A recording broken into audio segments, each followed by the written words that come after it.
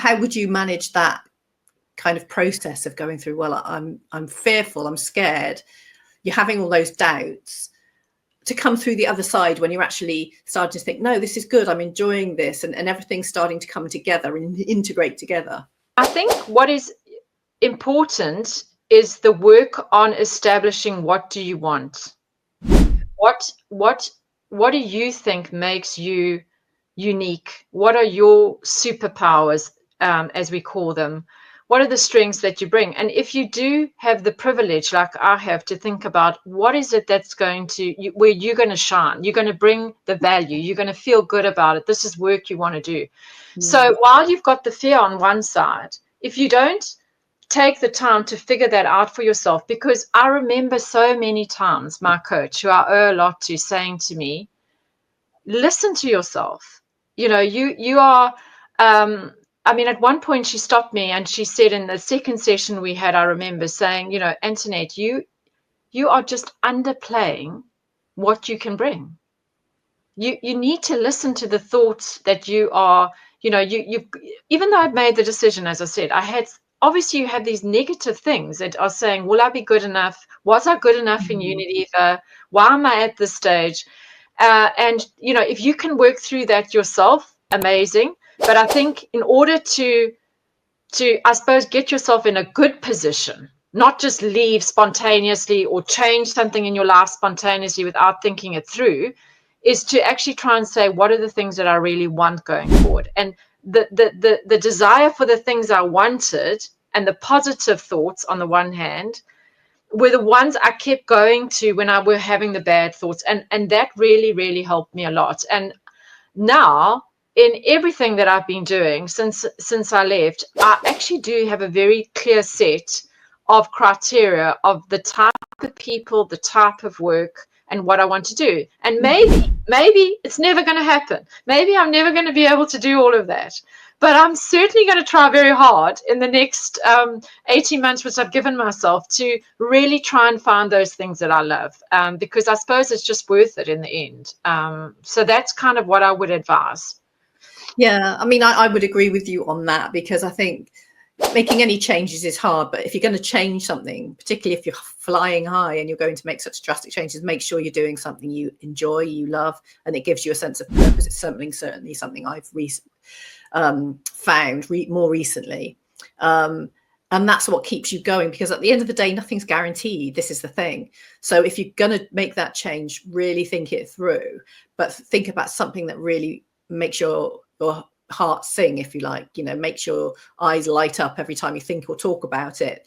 You could always see those people who are really passionate about what they do, because that makes the journey so much easier, because it's what gets you up in the morning and gets you excited and wanting to put in those, so you're more likely to have the success of it. What have you noticed with the people that you're coaching? What's the biggest sort of barrier to them? Is it just the fear, or is there something else? There are other underlying issues, and how, when you've coached them, how easy is it for them to sort of come realize and suddenly have that sort of light bulb moment and say, right, this is what I'm going to do. I now need to know what I've got, the direction I've got to go in. I think if you're not honest with yourself, I think that's the biggest barrier.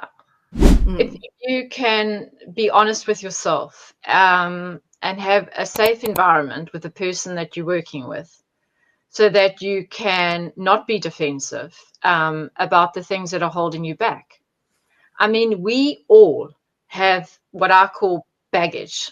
We call it baggage, but I call it bags. And if you visualized a picture, a lot of us have got these bags that are hanging off our back. And it is true. Many of them, you will find, if you go back in somebody's history, there are things that happen in your life, family, friends, events, trauma, that sometimes, if not managed properly or understood properly, result in bags that you carry around, things that make you insecure, things that can make you not show up with the very best version, hang-ups that you might have.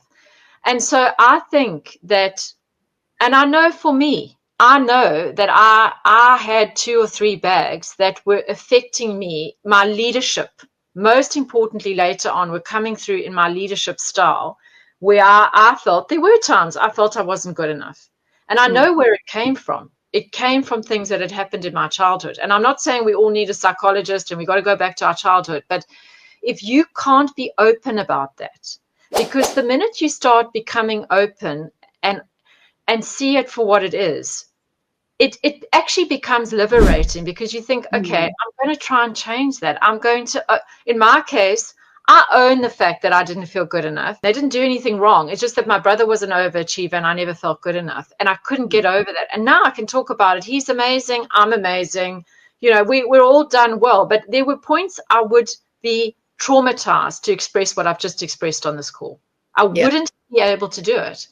So I think that is what I would say. If you can be honest with yourself and you're prepared to acknowledge those things that are holding you back, as I say, index on the strengths. Big believer on indexing on what the things are that you love and you enjoy, and you can find some happy ground there. That you're not in a situation where you're just working, or doing, and you're not doing any of the things that either you're honest about, or you're doing things that you really feel that you've got a passion for and that you love. The ones that have been the most successful are the ones that are actually very eager to have the coaching. So that's really important. People that you give coaching to that don't want to be coached, chances are it's not going to turn out well, because it's just, you're just fighting the process. That are open with themselves and that are completely comfortable that we are all evolving. We are all, if we do want to be better leaders, more effective, or get more balance, or whatever we want to do in our lives, if you're open to learning and to trying to just do things a bit differently, then those are probably the recipe for success that I've seen. And I've seen leaders grow and develop over the years, because I've had the longevity of working with people in my organization for some time. And the most successful are the ones that are able to do that, because as you know, the environment is changing around us all the time. And so being stuck in the old way you see the world, your old ways of leadership, it just is not going to be fit for purpose.